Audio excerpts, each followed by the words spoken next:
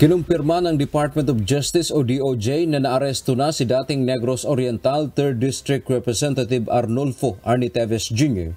sa Dili East Timor o Timor-Leste bandang alas 4 ng hapon kahapon.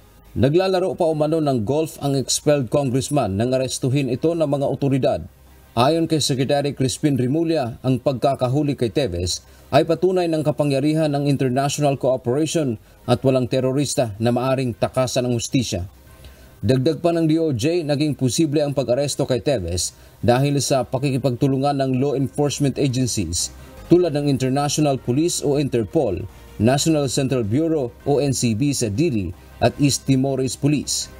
Si Teves ay nasa kustudiya na anya ng Timorese Police habang inaayos pa ang extradition o pagbabalik nito sa Pilipinas sa pakikipagtulungan ng NCB Dili, NCB Manila at Philippine Embassy sa Dili. Tiniyak ng DOJ ang regular na pagbibigay ng update sa pagbabalik kay Teves sa bansa.